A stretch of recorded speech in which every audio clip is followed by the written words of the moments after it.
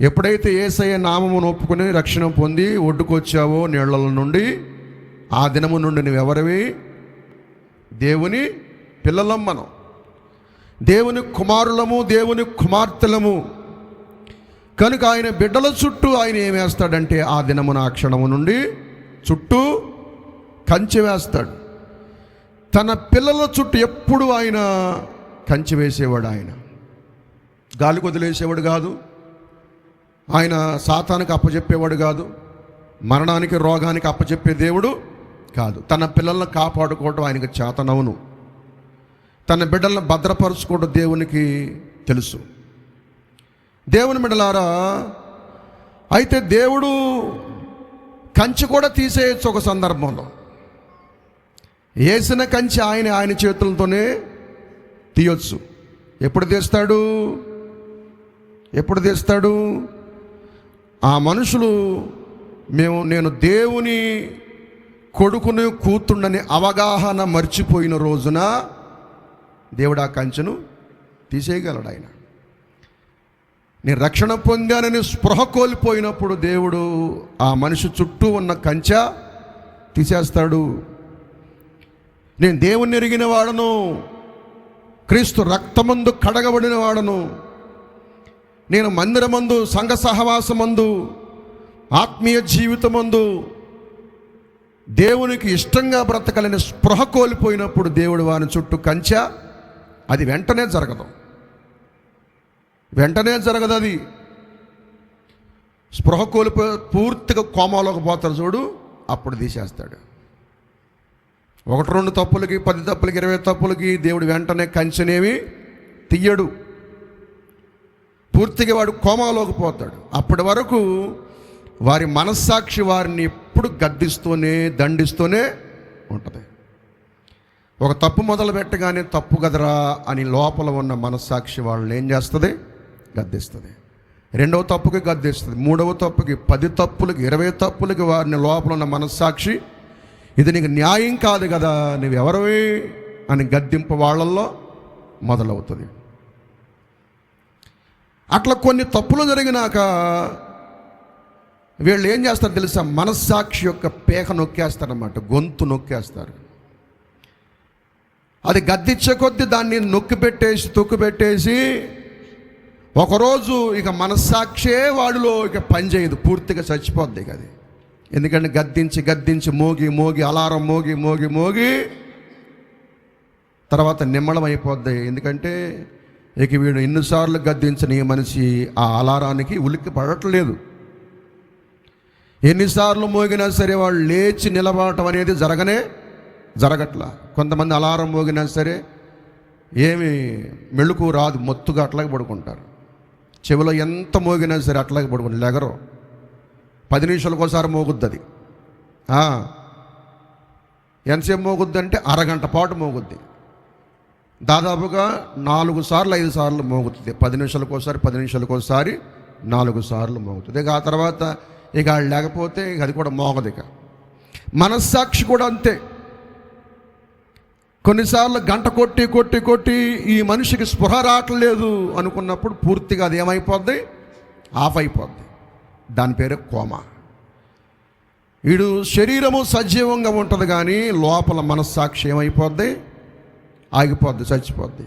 ఆ దినమున దేవుడు వాని చుట్టూ ఏం తీసేస్తాడు? కంచె తీసేస్తాడు. అక్కడి నుండి వాడి జీవితము పూర్తిగా మళ్ళీ తిరిగి సాతాను చేతిలోకి వెళ్ళిపోద్ది. ఆ రోజు నుండి సాతానుడు వాడిని చంపొచ్చు, దెబ్బల పాలు చేయొచ్చు, రక్తపు మడుగులో పెట్టొచ్చు, మరణపు స్థితిలోకి అంచుల్లోకి తీసుకెళ్ళొచ్చు, కొరప్రాణముతో ఆక్సిజన్ అందక విలవిలలాడు కొట్టుకునే స్థితిలోనికి కూడా సాతానుడు. ఎందుకంటే వాడి స్వాధీనంలోకి ఆ మనిషి వెళ్ళిన తర్వాత దేవునికి ఎటువంటి సంబంధం లేదు ఇక. ఎందుకంటే మునిపే నిన్ను మనస్సాక్షి గద్దించినప్పుడు నువ్వు దాన్ని చంపేశావు. 10 సార్లు మోగిన దాని ఘోష నువ్వు ఇలా 10 సార్లు మోగినా సరే దాని మోగ వేదన నీకు అర్థం కాల. కాబట్టి ఇక అది పూర్తిగా ఆఫ్ అయిపోయింది. దేవుడికి అర్థమైపోయింది, వీడు మాట వినే వ్యక్తి ఈ మనిషి కాదిగా. ఎంత భీకరమైన వాక్యాలు చెప్పినా, ఎంత తీవ్రమైన వాక్యాలు చెప్పినా, భయంకరమైన దర్శనాలు వచ్చినా ఇతను మారేవాడు, ఈ అమ్మాయి మారే వ్యక్తి కాదిక అనే అవగాహన ప్రభుకు వచ్చేస్తారు. ఒక నిర్ణయానికి వచ్చేస్తారు. వచ్చేసాక దేవుడు పూర్తిగా వాని చుట్టూ ఉన్న కంచె తీసేస్తాడు. ఎప్పుడైతే కంచె తీసివేయబడద్దో వాని జీవితం అల్ల కల్లోల భరితంగా మార్చబడుతుంది. వారి కుటుంబం అల్ల కల్లోల భరితం. తప్పులు అనేవి సహజమే మానవుడి జీవితంలో. అవి ఎంతవరకు అని అంటే 1-2 సార్లకే. అవి దిద్దుకుని మళ్ళీ తిరిగి లేవడానికి 1-2 సార్లకే పరిమితాలు అయ్యి. అంతేగాని పదే అది కుదరదు. బ్రతుకు పొడుగునా అది అట్లా కొనసాగితే ఒకనాటికి దేవుడు వాని చుట్టూ కంచెను. సౌలు రాజు జీవితంలో చూసాం మనం. సౌలు రాజును చాలాసార్లు సమయంలో గద్దిస్తూ వచ్చాడు. సౌలా, నువ్వు చేస్తున్నది తప్పు అని వాక్యం ద్వారా గద్దించాడు. దేవుని మాటలు చెప్పి గద్దించాడు. అతని మనస్సాక్షి కూడా సౌలుని చాలాసార్లు లోపల గద్దించింది. ఒక దినాన్న దేవుని ఆత్మ సౌలును విడిచిపెట్టినట్లుగా మనం మొన్నే వాక్యం విన్నాం. ఎప్పుడైతే ఆత్మ పోగొట్టుకున్నాడో ఆ దినము నుండి సౌలు కుటుంబము పతనము మొదలైంది. అంటే దేవుని కంచె ఆత్మ పోగానే దేవుడేసిన కంచె కూడా తొలగిపోయింది. ఆత్మదేవుడు ఆ వ్యక్తుల నుంచి వెళ్ళిపోగానే ఆయన చుట్టూ ఉన్న కంచె కూడా ఏమైపోయింది? తొలగిపోయింది. ఆ దినము నుండి సౌలు యొక్క జీవితం పూర్తి పతనావస్థలోకి, భయంకర స్థాయిలోకి, భయంకర స్థితిలోనికి వెళ్ళిపోయింది. కనుక కంచెలో ఉన్నప్పుడే మనిషి దిద్దుకోవటం నేర్చుకోవాలి. దేవుని కాపుదల ఉండగానే మనిషి దేవునికి లోబడటము నేర్చుకోవాలి. దేవుని సంరక్షణలో ఉన్నప్పుడే బ్రతుకులో ఏం జరుగుతుందో కనిపెట్టి కన్నీళ్ళ కార్చడం నేర్చుకోవాలి. అట్లా కాదు అని అంటే కనుక దేవుడు ఏం చేయలేడు. దేవుడు నియమించిన సేవకుడు కూడా ఏమీ చేయలేడు. ఎవరికి సాధ్యం కాదు. ఇక ఎవరికి దేవుడు ఒక్కసారి విడిచిపెట్టేశాక, దేవుడు ఒక్కసారి ఒక మనిషిని వదిలిపెట్టాక మళ్ళీ వాడి జీవితం నూతన పరచడం ఇక అసాధ్యం, కుదరని సంగతి అన్నమాట. కనుక దేవుని ప్రియులారా, ఇక ఆ రోజు నుండి ఆ మనిషి ఒక అనాథ, ఎవరో లేని ఒక అనాథ. అనాథ అంటే మనుషులు లేకపోవటం కాదు. అనాథ జీవితం అంటే మనుషులు లేకపోవటం కాదు.